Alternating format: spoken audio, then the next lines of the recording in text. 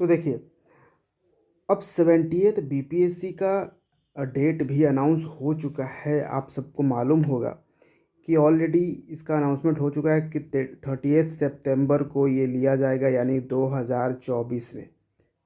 ठीक है। तो ये जो हमारे पास अभी का जो वक्त है, 2-3 महीना, जनवरी, फरवरी, मार्च, ये जो 3 महीने हैं ये बहुत ही क्रूशियल है आपके लिए। अगर इस 3 महीने में आपने अपना बेस बना लिया ना, तो आगे का जो एडवांस आप पढ़ोगे वो बहुत ही ज़्यादा आपको बेनिफिट करेगा। अदरवाइज़ आप जैसे ही ये 2-3 महीना ख़त्म हुआ, आपको जल्दी से ज़्यादा पढ़ने की वो इच्छा जाग जाएगी कि अरे हाँ, ये तो हल्का फुल्का है, ज़्यादा चीज़ पढ़ें, ये चीज़ पढ़ें, वो चीज़ पढ़ें। ठीक है। तो फिर आप वहाँ पे प्रॉब्लम में पड़ जाओगे। और जहाँ तक सिलेबस की बात करें बीपीएससी की, तो ऑलमोस्ट वही सिलेबस है। नंबर ऑफ़ क्वेश्चंस की अगर हम जहाँ तक देखें तो ऑलमोस्ट वही है। करंट अफेयर्स का 30, इंडियन हिस्ट्री से 30, general science, Bihar special, geography 10, economic 10, Indian polity 10, mathematics 10, miscellaneous 10। इसमें थोड़ा बहुत इधर उधर आपका हो सकता है, लेकिन नॉर्मली अभी तक यही है। लेकिन आप इस पे डिपेंड नहीं होना है, क्योंकि जिस तरह से ड्रास्टिकली चेंजेस लाए जा रहे हैं बीपीएससी के सिलेबस में, वो हो सकता है।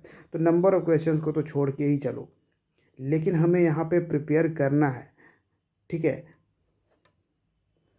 और जब प्रिपेयर कर रहे हो तो ये नहीं कि सिर्फ प्रीलिम्स पॉइंट ऑफ व्यू से आप प्रिपेयर करो, आपको मेंस लेकर ही चलना होगा, क्योंकि आपके पास अभी ही वक्त है। क्योंकि आपको सिर्फ पेटी निकालना नहीं है, आपको पूरा बीपीएससी ही निकालना है। ठीक है। तो इसके लिए आपके पास ये तीनों का प्रिपरेशन होना चाहिए। देखिए, इंटरव्यू का एक होता है कि आपके पास जब बाकी के नॉलेज होंगे तो बस उसको एक सेलेक्टिव तरीके से प्रेजेंट करना आना चाहिए, सेलेक्टिव तरीके से आपको बोलना आना चाहिए। ठीक है। तो वो उस इंटरव्यू का आप थोड़ा बहुत जाकर बाद में ट्रेनिंग लोगे, एक आध महीना का आपको टाइम, वैसे भी टाइम मिल जाएगा, तो वो उसमें आपका हो जाएगा। लेकिन आपके पास पहले, सबसे पहली बात कि आपके पास नॉलेज तो होनी चाहिए, आपके पास वो कमांड तो होनी चाहिए सब्जेक्ट्स पे, वो टॉपिक्स पे। तो उसके लिए क्या होगा, आप मेंस पर्सपेक्टिव से पढ़ोगे, उसको लिखोगे। ठीक है। राइटिंग प्रैक्टिस करोगे, क्योंकि जीएस पेपर 1 देख लो, जीएस पेपर 2 और यहाँ पे एस, ये 3 पेपर हैं जो बहुत ही इम्पोर्टेंट है, और इसी से आपका मार्क्स आने वाला है। ठीक है। यही मार्क्स आपको फाइनल में ऐड होगा, और इंटरव्यू का 120 मार्क, और ये 900 मार्क्स। तो आपके पास अभी मौका है, आपको बिल्कुल बेस लेवल से प्रिपरेशन बिल्कुल करिए। जैसे जीएस पेपर 1 को ही देख लीजिए, तो जीएस पेपर 1 में ही आपको ले लोगे। आप अगर करेंट अफेयर्स ले लो, तो करेंट अफेयर्स में आप जब किसी इशू को डिस्कस करोगे, किसी इशू को पढ़ोगे पूरा डिटेल में, तो ऑब्वियसली उसका जो पीटी का कॉन्सेप्ट है वो भी आपका ऑलरेडी क्लियर हो जाएगा, जब आप मेंस पर्सपेक्टिव से पढ़ने जा रहे हो तो। ठीक है। उसी तरीके से आप जहाँ तक हिस्ट्री की बात करो, तो उस तरह से मॉडर्न हिस्ट्री यहाँ पे आने वाला है। आर्ट एंड कल्चर जो हम बात कर रहे हैं, तो आर्ट एंड कल्चर तो बहुत ही इम्पॉर्टेंट और इजी है, क्योंकि आर्ट एंड कल्चर बिल्कुल ही फिक्स्ड है। और ये आप प्रिपेयर कर लेते हो, ये सब चीज़ें आपको प्रिपेयर कर लेता है। और सबसे मोस्ट इम्पॉर्टेंट जो न्यू ऐड हुआ है, एस्से पेपर, तो प्रिपरेशन अगर अभी से आप करते हो ना, तो ये सब बहुत ज़्यादा आपके लिए इजी कर देगा सब्जेक्ट्स, या आपके लिए प्रीलिम्स इजी कर देगा अगर आप यहाँ से पढ़ना स्टार्ट करते हो तो। ठीक है। तो बिल्कुल शुरू हो जाइए, अब टाइम आपके पास बिल्कुल कम है। So hello aspirant, welcome to BPSC Gyan. आज है 15 दिसंबर 2023। आज का द हिंदू न्यूज़पेपर डिस्कशन में हम 4 बहुत ही इम्पोर्टेंट आर्टिकल डिस्कस करेंगे। उससे पहले हम देख लें टेरर चार्जेस इन्वोक्ड इन सिक्योरिटी ब्रीच केस। तो न्यूज़ तो आपको मालूम चल ही गया होगा कि पार्लियामेंट में ऑब्वियसली सिक्योरिटी ब्रीच हुआ है, लेकिन यहाँ पे बहुत बड़ा ये सिक्योरिटी कंसर्न है क्योंकि वो स्मोक बॉम्ब के जगह पे कुछ और हो सकता है। अगर इतना इजीली कोई घुस जा रहा है, चला जा रहा है आराम से वो लेकर वो कैनिस्टर या वो बॉम्ब जो स्मोक बॉम्ब है वो लेकर चला जा रहा है, वहाँ पे इतना हड़कंप मचा रहा है, ठीक है। क्योंकि ये पूरा इंटरनेशनल न्यूज़ बना और ये ही न्यूज़ है कि इंडिया के पार्लियामेंट पे ये वर्ड यूज़ किया गया कि अटैक हुआ है। कौन सा वर्ड यूज़ हुआ? अटैक हुआ है इंडियन पार्लियामेंट में। तो इंटरनेशनल कम्युनिटी में भी ये एक माहौल जाएगा कि इंडिया में डर का एक वो है, चीज़ें हैं, तो इसलिए सिक्योरिटी कंसर्न तो है, ठीक है। तो इसमें 4-5 लोग जो थे शामिल, वो तो उन्हें पकड़े गए हैं, ठीक है। और जहाँ तक इन पे टेरर चार्जेस लगे हैं, टेरर यानी इन्हें क्या बनाया गया है, यूएपीए इन पे लगा दिया गया है, अनलॉफुल एक्टिविटीज़ प्रोटेक्शन एक्ट। ये बहुत ही और कितना पावरफुल है और क्या है यूएपीए, ये सब हमने बहुत ही डिटेल में आपके साथ डिस्कस किया है प्रीवियस के न्यूज़पेपर डिस्कशन में ही। तो अभी भी वो चैनल पे है, वहाँ पे देखिए, एक रिवीजन भी आपका हो जाएगा। और देखिए, साल भर में यूएपीए से रिलेटेड काफ़ी सारे केसेस आते रहेंगे आपके पास। तो अगर आप यूएपीए के आराम से पढ़े हुए हो, यूएपीए के बारे में जान रहे हो, तो आप जैसे ही न्यूज़पेपर में देखोगे यूएपीए, आप समझ जाओगे कि क्या क्या हो सकता है, क्या क्या पॉसिबिलिटी है, ठीक है। तो ज़रूर इसको देख लेना। फिर यहाँ पे अगर बात करें तो 14 opposition MP suspended from house amid face of. अब यहाँ पे इसी मामले को, ये जो मामला है सिक्योरिटी ब्रीच का, इसमें जो अपोजिशन एमपीज थे, मेंबर ऑफ पार्लियामेंट, वो उन्होंने सवाल पूछा। वो उनका कहना था कि जो होम मिनिस्टर हैं अमित शाह, वो पार्लियामेंट में आएँ और इस पे जवाब दें कि सिक्योरिटी ब्रीच कैसे हुआ। और इसमें काफ़ी ज़्यादा ये एस्केलेट हो गया ये मामला पूरा, बहुत ही बहसा बहसी हो चुका था बहुत ज़्यादा बड़े लेवल पे। तो उसके बाद 14 अपोजिशन को सस्पेंड कर दिया गया है पूरे सेशन के लिए, यानी कि जो विंटर सेशन चल रहा था, बाकी के जो भी सेशन हैं उसके लिए सस्पेंड कर दिया गया है। यहाँ पे एक न्यूज़ है कि Allahabad high court allows survey of Mathura Shahi Idgah mosque. तो एक शाही ईदगाह मॉस्क है मथुरा में, जहाँ पे ये कहा जा रहा है कि क्लेम किया जा रहा है कि वहाँ पे बर्थ प्लेस है कृष्णा का, ठीक है, कृष्ण भगवान का बर्थ प्लेस यहीं पे था, जहाँ पे शाही ईदगाह मॉस्क आज बना हुआ है।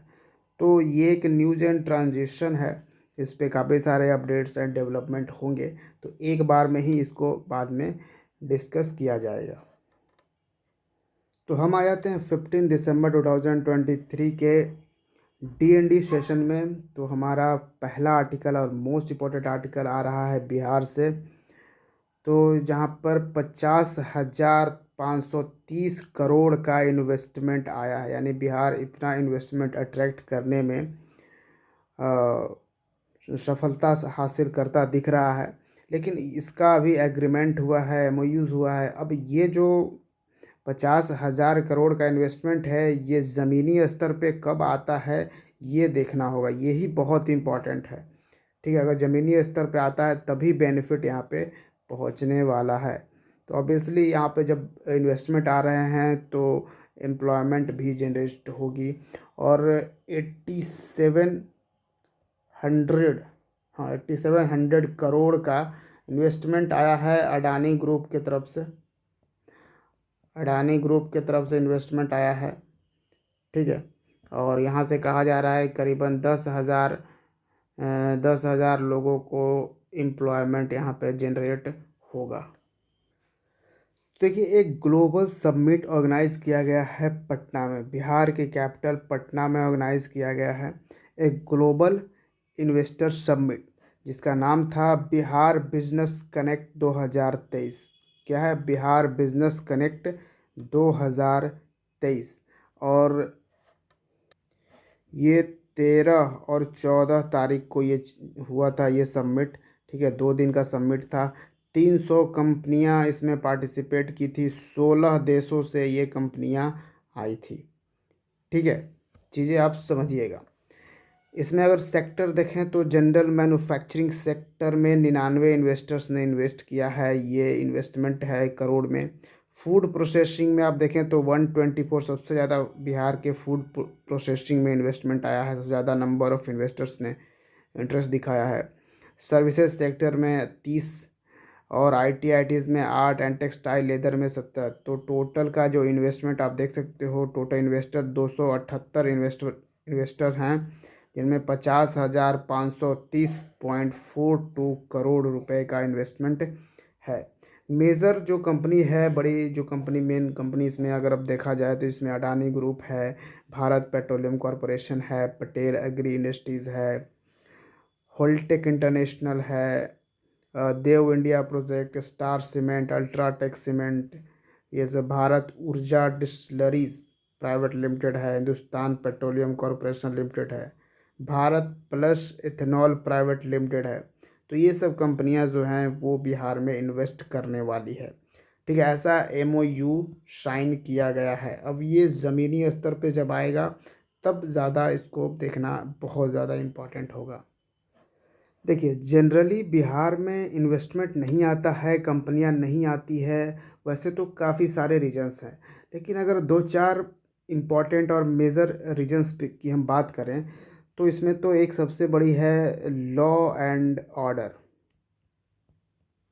लॉ एंड ऑर्डर में आपको आ जाएगा रंगदारी टैक्स। जी हाँ, यहाँ पे थोड़ा बहुत अगर आप ज़्यादा फलने फूलने लगो तो वहाँ पे आपके पास रंगदारी टैक्स लेना शुरू हो जाएगा। इस तरह के मामले काफ़ी सारे देखे जाते हैं। हो सकता है कि कंपनियों वाले के बच्चे किडनैप कर लिए जाएं, ये एक्चुअली जेन्युइन प्रॉब्लम है। ठीक है, तो इसमें ये एक बहुत ही इम्पोर्टेंट मुद्दा है लॉ एंड ऑर्डर को ठीक करना। दूसरा इम्पोर्टेंट है इंफ्रास्ट्रक्चर। जी हाँ, आज भी इंफ्रास्ट्रक्चर की बहुत ज़्यादा कमी है बिहार में। पटना का थोड़ा बहुत डेवलपमेंट से आप पूरे बिहार को नहीं आंक सकते। आप पूरे बिहार में 38 डिस्ट्रिक्ट्स हैं। पूरे 38 डिस्ट्रिक्ट्स को आप ऐसा नहीं कह सकते कि पटना डेवलप्ड यानी कि पूरा 38 डिस्ट्रिक्ट डेवलप्ड। जब आप ज्योग्राफी में सेटलमेंट पढ़ते हो तो आपको मालूम होगा कि अगर हम सिर्फ एक सिटीज़ को ज़्यादा डेवलप कर देते हैं, जैसे यहाँ पे पटना है, तो माइग्रेशन कैसे शुरू होता है, तो जो बाकी के जो भी राज्य होते हैं, मतलब बाकी के जो भी डिस्ट्रिक्ट्स हैं, वहाँ से माइग्रेशन को ये पटना सब लोग अपने डेवलपमेंट के लिए पटना आना शुरू करते हैं। और आपको पता ही होगा पटना का जो है पॉपुलेशन दिन पे दिन बढ़ता जा रहा है। तो इसका क्या रीज़न है? इसका रीज़न यही है कि या तो बिहार में जो भी लोग हैं वो स्किल्ड या फिर नॉन स्किल्ड वर्कर्स हैं, वो या तो पटना जाना चाहते हैं, नहीं तो उनकी सेकंड प्रायोरिटी होती है या तो वो दिल्ली चले जाएं या फिर वो चले जाएं पंजाब हरियाणा को चले जाएं।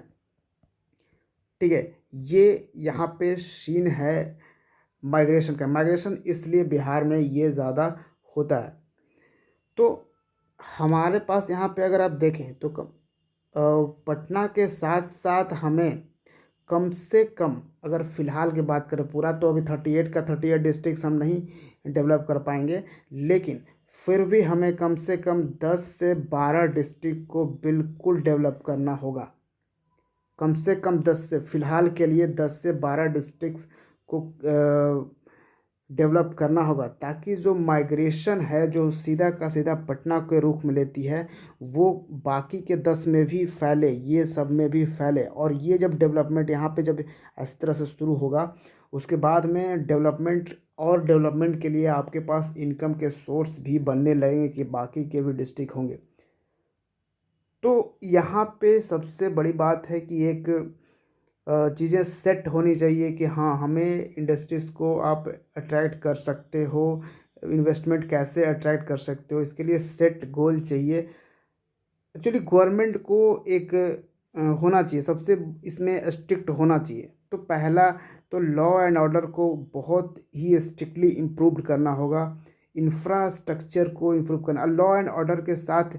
इससे बनने वाला जो हमारा इमेज है, क्योंकि आज भी बिहार का इमेज जो है जिस तरह से बाहर पोर्ट्रे होता है वो बहुत ही ख़राब है, तो कंपनियां इन्वेस्ट करना ही नहीं चाहती है। समझ रहे हो बात? तो लॉ एंड ऑर्डर तो आप यहाँ पे बनाइए, लेकिन ये जो लॉ ऑर्डर अगर सही आप बना रहे हो तो उसका एडवर्टीजमेंट भी होना चाहिए। इन्वेस्टर्स को आप भरोसा भी दिलाइए कि जी हाँ वो यहाँ पे सेफ हैं। ठीक है।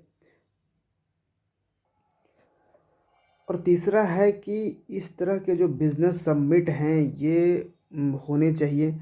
ठीक है, एक रेगुलर बेसिस पे इस तरह के सबमिट करना चाहिए ताकि इन्वेस्टर्स भी समझे कि यहाँ की सरकार जो है रियली में वो चाहती है कि हम वहाँ पे जाएं और इन्वेस्ट करें। ठीक है। तो यहाँ पे जब इंडस्ट्रीज़ यहाँ पे आएगी तो माइग्रेशन जो है बहुत ज़्यादा हो रही है, तो उसमें थोड़ा बहुत तो रुकेगा ही। ठीक है। इसमें अब क्योंकि आप हर किसी को सरकारी नौकरी नहीं दे सकते, ये तो भाई बिल्कुल ही है कि आप हर किसी को सरकारी नौकरी दे नहीं सकते। कोई नॉन स्किल्ड वर्कर है तो कोई स्किल्ड वर्कर भी है। ठीक है। लेकिन बिहार में यही देखा गया है कि percentage of non skilled workers हैं, तो इस ये भी एक रीज़न्स है जिसके कारण जो है वो कंपनियां यहाँ के बजाय वो बेंगलुरु या फिर गुजरात को शिफ्ट होना चाहती है। ठीक है। तो ये सब चीज़ें करने के लिए सबसे बड़ी बात है कि यहाँ की गवर्नमेंट को एक सेट गोल करना होगा। उसके बाद अगर देखें तो बिहार लॉजिस्टिक पॉलिसी 2023 भी यहाँ पे रिलीज़ किया गया, बिहार लॉजिस्टिक पॉलिसी। हाँ, अब इंफ्रास्ट्रक्चर की जहाँ तक बात कर रहे हैं तो यहाँ पे एक लॉजिस्टिक भी बहुत ही इम्पोर्टेंट है। ठीक है। तो यहाँ पे बिहार लॉजिस्टिक पॉलिसी 2023 लाएगा जिसमें कि providing world class infrastructure facilities for industrial social growth. कहा गया है कि world class infrastructure facilities industrial और सोशल ग्रोथ के लिए हम प्रोवाइड करेंगे, यहाँ पे सीएम साहब ने बोला है। ठीक है। यहाँ पे अगर बिहार के इंडस्ट्री मिनिस्टर का नाम अगर आप देखना चाहो तो समीर कुमार महासेठ इनका नाम है। तो भारत का fastest India's fastest solar electric boat आ चुका है, यानी सोलर से चलने वाली ये इलेक्ट्रिक नाव है। आप यहाँ पे ये पिक्चर देख पा रहे होंगे। इसका नाम क्या है? बैराकुडा। बैराकुडा नाम इसको रखा गया है। देखिए बैराकुडा एक स्विफ्ट लंबा एक है, बहुत ही लंबा ये मछली होगा। ठीक है। ये एक फिश का नाम है बैराकुडा, इसी पे ये सोलर बोट का नाम रखा गया है। ठीक है। और ये कहाँ पे चलाया गया है? अभी ये लोकेटेड है नवल्ट सोलर एंड इलेक्ट्रिक बोट, जहाँ कहाँ पे अरूर अलापुया डिस्ट्रिक्ट है केरल का, वहाँ अरूर में यहाँ पे ये आपको दिख रहा होगा। ठीक है। 12 पैसेंजर बैठ सकते हैं, 14 मीटर लंबी है, 4.4 मीटर वाइड है, और स्पीड यहाँ पे बताया जा रहा है 12.5 नॉट्स। कितना है हाईएस्ट मैक्सिमम स्पीड चल सकता है? 12.5 नॉट्स, और इक्वल टू आप कहें तो 23 किलोमीटर पर आवर के स्पीड से ये चल सकता है। तो ऑब्वियसली बढ़िया है, एक हम रिन्यूएबल सोर्स ऑफ एनर्जी का इस्तेमाल कर रहे हैं इसके चलने में। ऑब्वियसली हम अपना जो फ्यूल वगैरह है वो हम फॉसिल फ्यूल्स हो या फिर आप क्या हो कि ऑयल का जो इम्पोर्टेंस है उसको हम यहाँ पे कम कर रहे हैं। और ऑब्वियसली हमने जो कार्बन एमिशंस ज़ीरो करने का जो लिया है, नेट ज़ीरो। ठीक है। सेंट्रल गवर्नमेंट ने क्या बोला है कि नेट ज़ीरो हम करेंगे कार्बन कार्बन एमिशन कब तक? बाई 2070। तो वर्ल्ड हेल्थ ऑर्गेनाइजेशन WHO, तो वर्ल्ड हेल्थ ऑर्गेनाइजेशन का एक आप कह सकते हो रिपोर्ट आया है जो कि बहुत ही इम्पोर्टेंट है और चौंकाने वाला ये रिपोर्ट है कि वर्ल्ड हेल्थ ऑर्गेनाइजेशन खुद ही कंसर्न है, खुद ही ये रिक्वेस्ट कर रहा है बाकी के कंट्री से कि कृपया करके ई सिगरेट्स का कुछ कंट्रोल करिए, ई सिगरेट्स पे कुछ काम कीजिए कि ई सिगरेट्स को रोका जाए, क्योंकि बहुत तेज़ी से ये फैल रहा है। इसको कंट्रोल करना बहुत ही ज़रूरी है, ताकि हम बच्चों को या फिर जो नॉन स्मोकर्स जो अभी तक स्मोक नहीं करते हैं उन्हें, या फिर हेल्थ हार्म्स जो उससे होने वाला है हमारी पॉपुलेशन को, उससे रोक सकें। इसके लिए हमें ई सिगरेट्स का यूज़ कंट्रोल में लाना होगा। ई सिगरेट्स में निकोटिन होता है। जनरली जो टोबैको के जो भी सब्सटेंस बने होते हैं इसमें निकोटिन पाया जाता है, निकोटिन। ठीक है, तो ये चीज़ें भी आपको ध्यान रखनी है। अगर दुनिया भर में अगर बात करें तो ऐसे 34 कंट्रीज़ हैं जिन्होंने ई सिगरेट्स को बैन कर रखा है। जी हाँ, बिल्कुल ही बैन कर रखा है। 88 ऐसे कंट्रीज़ हैं जहाँ पे मिनिमम एज यहाँ पर डिसाइड किया गया है, ताकि एक मिनिमम एज दिया गया है कि इसके बाद वो खरीद सकता है। 74 ऐसे कंट्रीज़ हैं जहाँ पे रेगुलेशन लगाया गया है। इंडिया की बात करें तो इंडिया में भी इस ये जो ई सिगरेट्स है वो उसको बैन कर दिया गया है। किसके तहत? तो यहाँ पे है prohibition of electric cigarette act 2019। क्या है? Prohibition of electronic cigarette act 2019 में ही इसको बैन कर दिया गया है, ई सिगरेट्स को। ठीक है, ई सिगरेट्स यानी इलेक्ट्रॉनिक सिगरेट्स। अब ई सिगरेट्स की हम इतना बात कर रहे हैं तो हम जानते हैं कि आखिर ई सिगरेट्स जो है वर्क करता कैसे है। अगर इनसाइड द ई सिगरेट को देखें तो ये, अब देखिए, ये पूरा ये एक स्ट्रक्चर है ई सिगरेट्स का। ये यहाँ पे इंटरनल स्ट्रक्चर मैं यहाँ पे आपको दिखाने की कोशिश कर रहा हूँ। तो ये एलईडी है यहाँ पे। ये एलईडी जैसे ही ये जो इनहेल करता है, कोई भी पर्सन अगर इस यहाँ से जैसे ही इनहेल करता है, ये एलईडी जल जाता है। ये एलईडी जैसे ही जलता है, एक सेंसर काम करता है। ये आपका यहाँ पे ये बैटरी लगा हुआ है। ठीक है, और ये है माइक्रोचिप, ये हीटर है, controls heater and LED light. फिर हीटर वेपोराइज निकोटिन। अब यहाँ पे लिक्विड है जिसमें कि निकोटिन डिज़ोल्व है। ठीक है, निकोटिन अभी जिसका हमने बताया वो निकोटिन इसमें है। इसमें इस लिक्विड में प्रोपाइलिन, ग्लाइकोल और ग्लिसरीन एंड वाटर यहाँ पे है। ठीक है, तो जैसे ही ये बैटरी से यहाँ पे दिया जाता है, यहाँ पे एक फायर होता है जिससे के कारण यहाँ पे ये लिक्विड को फायर करता है। लिक्विड जब गर्म होती है इसमें से भाप निकलती है, वेपर यहाँ पे, ये जो फिर यहाँ से धुआं ये जो आता है इसको इनहेल करता है पर्सन। ठीक है, तो ये इलेक्ट्रॉनिक सिगरेट हुआ, क्योंकि यहाँ पे आप देख रहे हो कि ये बैटरी से वर्क कर रहा है। और कुछ टाइम पहले लोगों को ऐसा लगा कि जो नॉर्मल सिगरेट्स हम पीते हैं उस सिगरेट से वो सिगरेट भले ही हार्मफुल हो लेकिन ये सिगरेट्स हार्मफुल नहीं है, ऐसा सोचना था। ठीक है, लेकिन ऐसा है नहीं। जो ई सिगरेट्स है ये बहुत ही ज़्यादा एडिक्टिव और हार्मफुल है। इसकी लत जो लग गई तो बहुत ही ज़्यादा डेंजरस साबित होने वाली थी। अब इस ई सिगरेट्स के बहुत ही ज़्यादा बैड इफ़ेक्ट हैं। इसके कारण कैंसर हो सकता है। Some some that increase the risk of heart and lung disorder. Heart and lung disorder भी यहाँ पे पॉसिबिलिटी है। It can affect also brain development. Brain का डेवलपमेंट नहीं होगा। लर्निंग डिजॉर्डर्स होगा, यानी कुछ भी पढ़ नहीं पाएगा ठीक से, या फिर जब पढ़ेगा तो उसे कुछ ध्यान ही नहीं रहेगा। Led to learning disorders for young people. ठीक है, तो मतलब दिमाग दिमाग पे भी ये असर डालेगा। और यहाँ पे मैं बता दूं कि काफ़ी सारे कंट्रीज जैसे कनाडा की अगर हम बात करें, कनाडा में देखो, in the Canada the rates of e cigarette use among 16 to 19 years के जो बच्चे हैं वो यूज़ कर रहे हैं।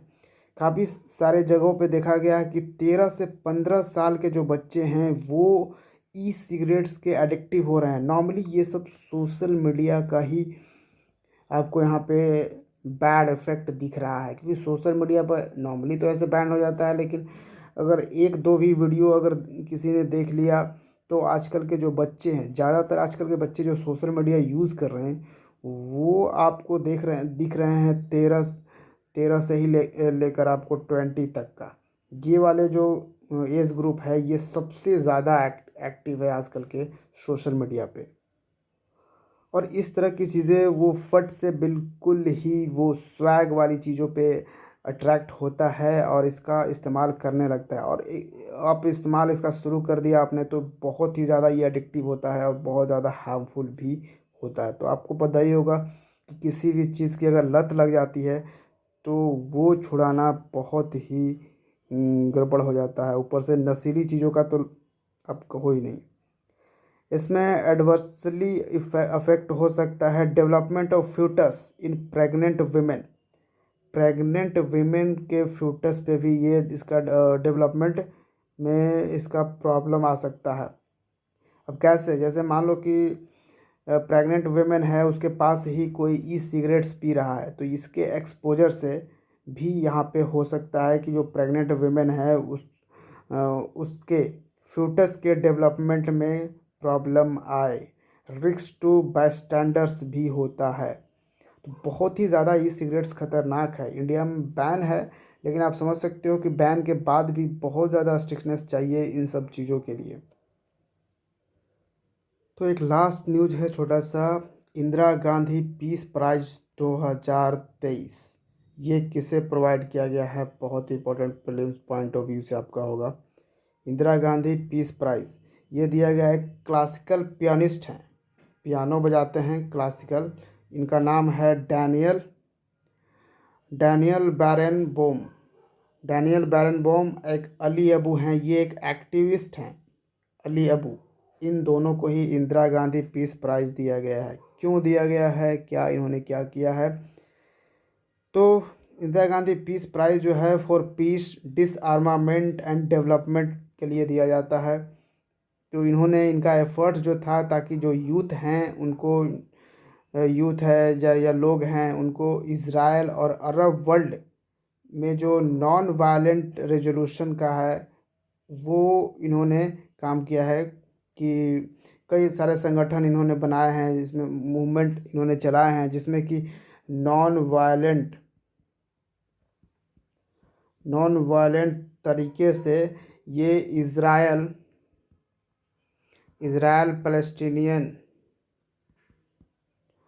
पैलेस्टीन कॉन्फ्लिक्ट जो है वो रिज़ॉल्व किया जा सके।